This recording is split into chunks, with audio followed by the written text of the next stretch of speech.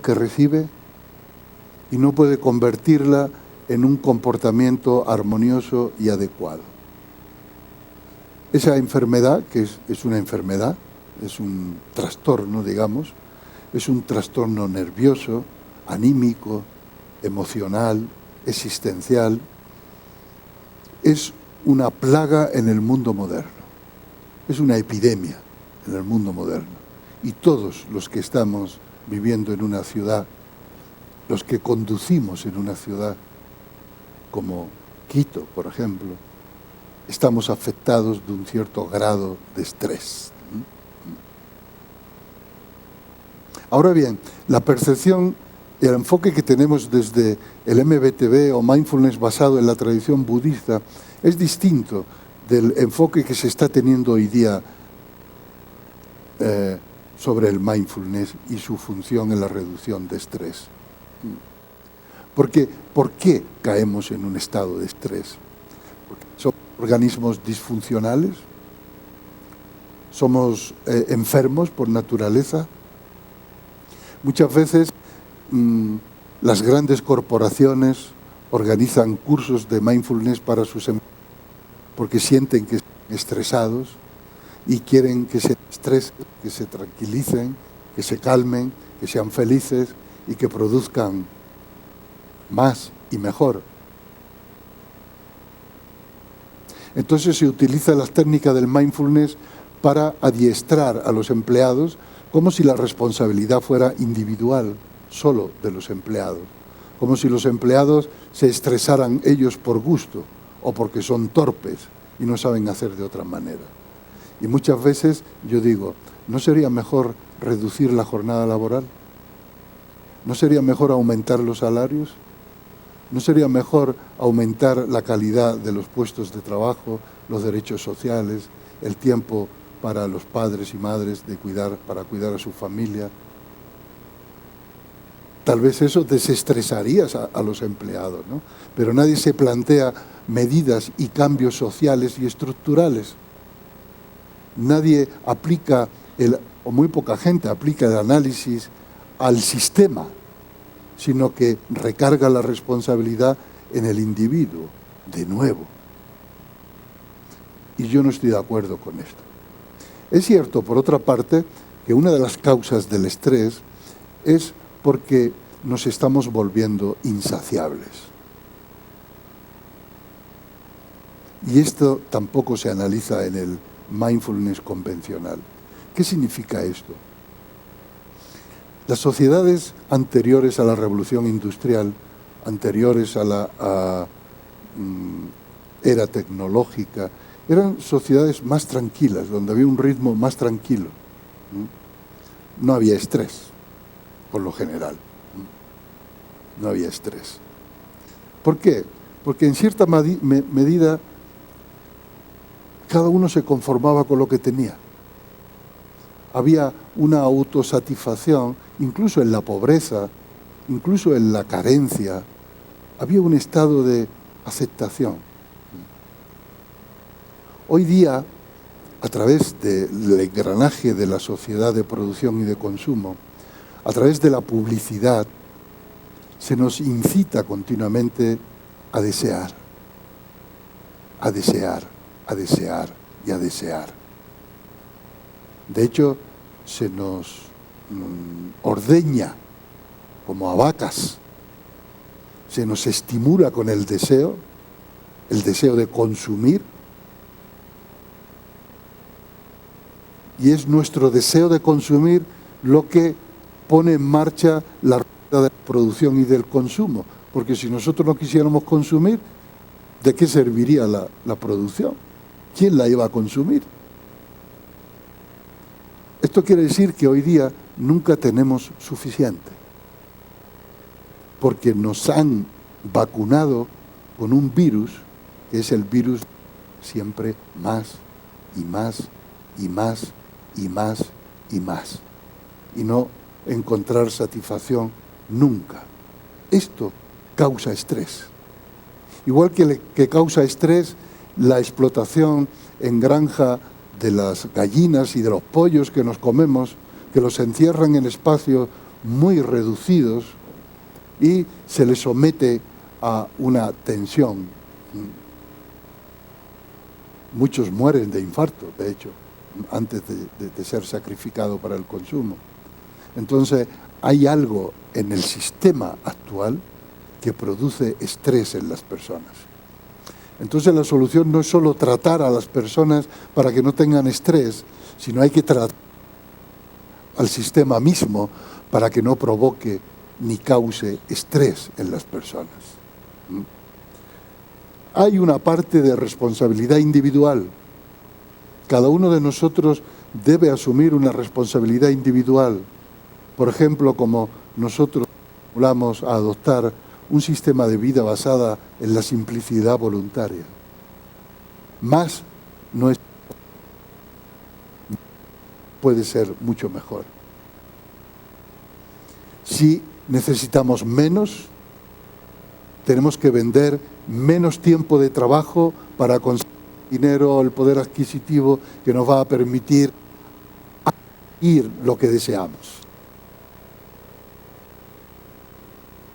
Al desear menos, necesitamos menos poder adquisitivo. Al tener menos poder adquisitivo, necesitamos trabajar menos y vender menos tiempo de vida a cambio de un salario. Y gracias, por ejemplo, a un despertar de la conciencia, a un vivir en conciencia plena, podemos apreciar la riqueza de las cosas sencillas, como el agua clara y la verdura fresca.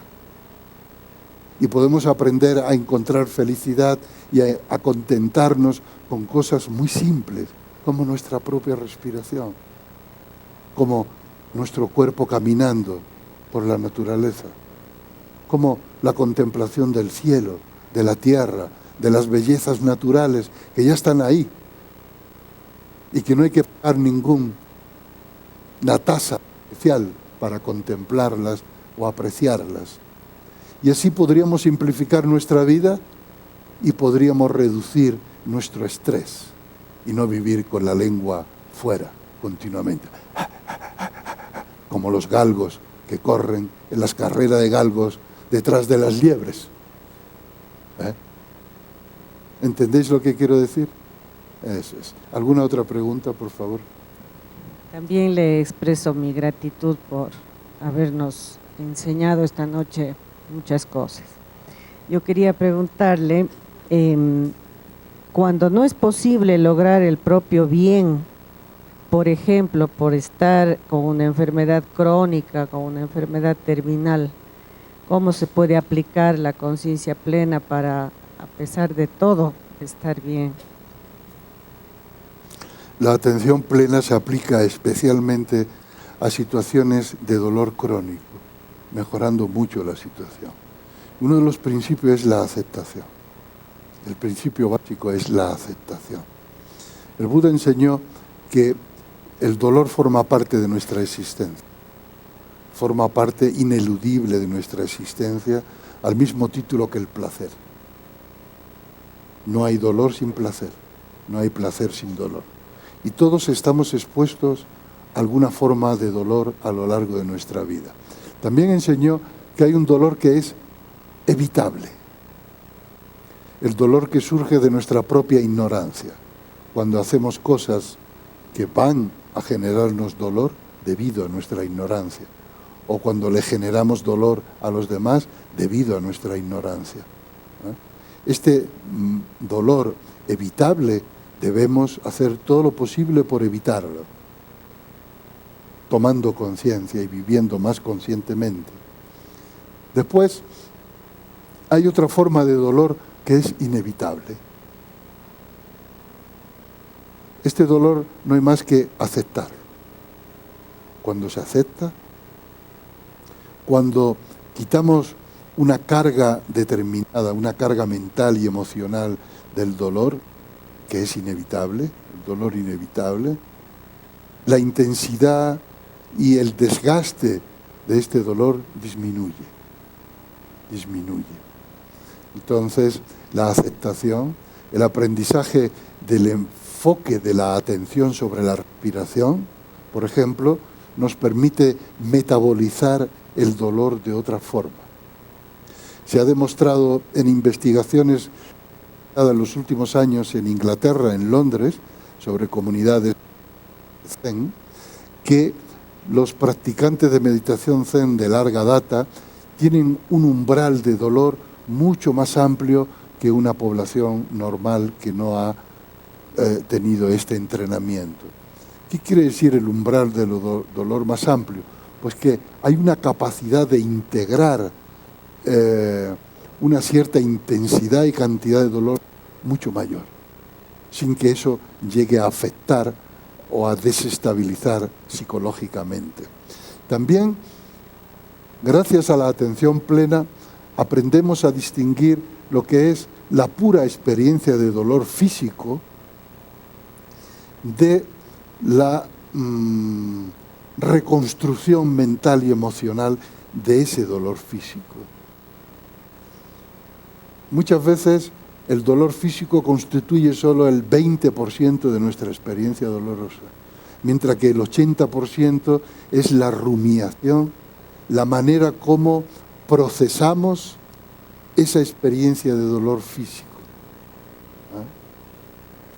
Una vez le preguntaron al Buda, las personas que meditan durante muchos años y que han alcanzado un grado de despertar espiritual o de madurez,